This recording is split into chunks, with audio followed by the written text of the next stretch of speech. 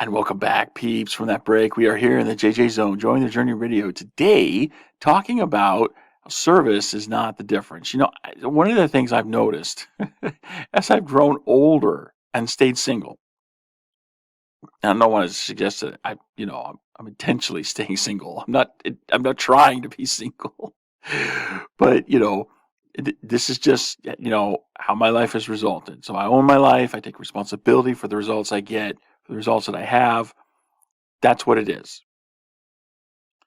But I've noticed that as I get older, I counter these ideas that come up, ideas that people have about how to meet the challenges of LDS singles life. And, one of the more common, band-aids that gets applied to this wound is you just got to serve more. I mean, if you would just forget about yourself and go out and serve others and focus on others, then you'd feel better. Everything would be better. And as I said in the monologue, there just came to a point where I just tired of all of that. I tired of things that just weren't working. And by working I mean correcting the underlying problem. As I said in the monologue, my problem was not a lack of service. I can remember, at the time that I had in my life before I had this realization of why it is that service is not the difference. I had plenty of service in my life. I had my church calling. I had, um, volunteering in the community. I was helping out my dad with my mother as her, health condition was deteriorating. I was helping out my sister, she's raising her kids by herself. I had plenty of service in my life. Okay. So, for someone to come to me and say, well, your problem is you just don't have enough service in your life. You're thinking too much about it. No, it's that's not what it is at all. And those of you out there who were in that position that I was in, or maybe you're in that position now, you understand exactly what I'm talking about. Okay. You have things in your life where you're contributing to others, you have service in your life, but it's not, I mean, you're not able to make the connection that you want to make with joy in your life. There's this idea out there that says all we have to do is live the gospel and then we'll be happy. And by living the gospel, what's meant with that is, well, there's this checklist of things that you do. And if you just do the checklist items, then you're living the gospel. But the reality is, and this is very evident from the Savior's teachings in both the New Testament and the Book of Mormon, that it's not about the checklist. It's not about, making sure you've got all of the right actions in play. It's about what you give of yourself. Okay, the real transformation is on the inside. It goes on inside of you. And so if you're not giving your all to the gospel, are you really living the gospel? I would wager that, based on what I see in the Savior's teachings in the New Testament and also in the Book of Mormon, the answer to that question is no. You're not really living the gospel if you're not giving yourself to it. And when it comes to giving yourself, you have to give all. You can't just give a part. You have to give your all. That's the way it works. So you have to completely surrender yourself to the gospel to the point where your desires become transformed. And this is one of the marvelous features of the atonement that I'm not sure a lot of people really fully understand is that the atonement, the power by which Christ wrought the atonement can come to you and change your desires so that what you once desired, you no longer desire. And what you didn't desire, you now do desire. Uh, you know, you change that natural state that you're in and become a covenant man or woman to grow into that stature. That's when you're really living the gospel. And even though I was, I had the checklist items, but I wasn't fully giving myself. I wasn't fully giving my all. And that's the thing that wasn't making the connection. And I said in the monologue, people aren't encouraging others to make that deeper connection. Well, I didn't mention in the monologue that a lot of people haven't made that connection themselves. So, it's hard to, lift someone to higher ground unless you yourself are on that higher ground. So, you need to make that connection for yourself first before you can really make it for others. But, again, tied in with that, and this is what I did mention in the monologue, is that people don't want to get too invested. It's easier for somebody to just give you a piece of advice. Oh, go work on yourself. You need more service in your life. You focus too much on yourself. You need to think more of others.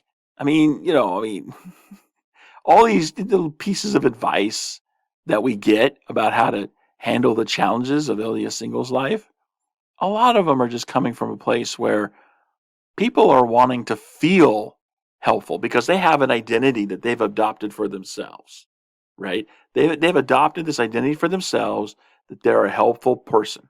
And so they try to do something so they can convince themselves that they're being helpful and they can feel good about themselves. But at the same time, because, the advice doesn't really go that deep, they're not all that invested. So they don't have to worry about dealing with the burden of the problems you're facing in your life. Okay, and this is the difference. This is the difference that they're not being fully invested.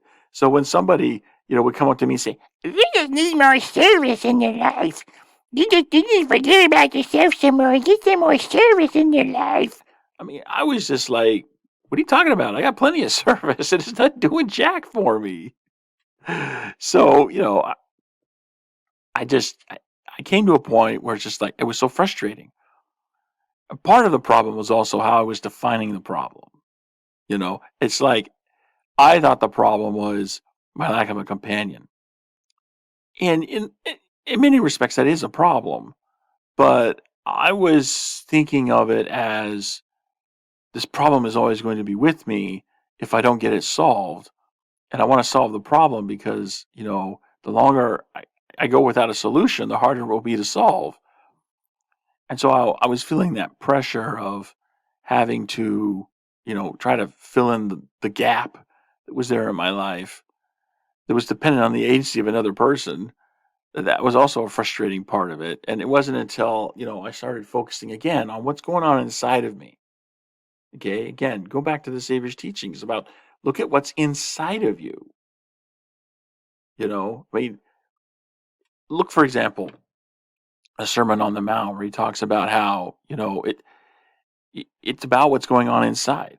So, he said, you've heard that, whosoever should be, hurt your brother, be angry with your brother, it's like, you don't want to do that, thou shalt not kill.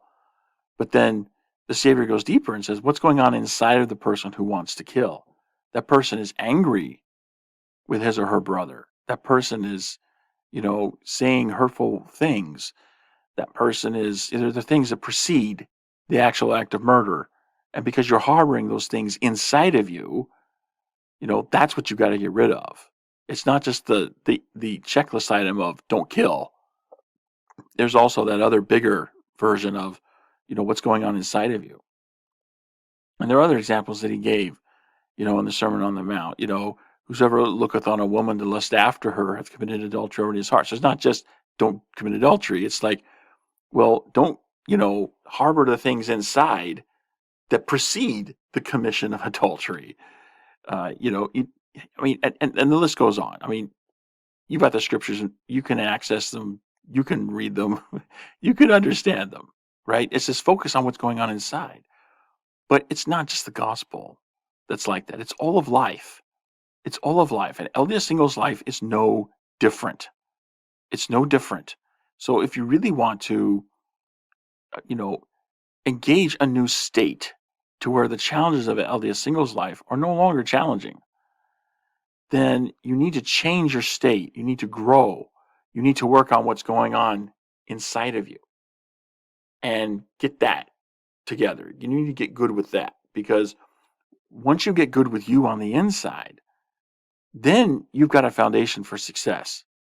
Then you've got a foundation to where the things that are challenging you now about a singles life no longer will be challenges. But you'll never get there unless you start giving your all to what you do. This is the first step.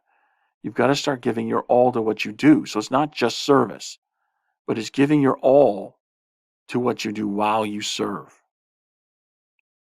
And I'm looking at the clock, so let's go ahead and just take a break early. It's a good place to take a break. When we come back from the break, I want to discuss the practical nuts and bolts of how do we do that? How do we give our all to what it is that we do? What does that involve? What does that entail? What does that comprise? And let's when the rubber hits the road, because this is where things get meaningful. When the rubber hits the road, how do you go about actually getting that transformation? I can share with you some things that worked for me as I made my transformation from where I was thinking, oh, service is just a band-aid, to actually giving my all while I served, and how that made all the difference. And we're going to get into the practical nuts and bolts of it on the other side of the break. I will see you there on the other side.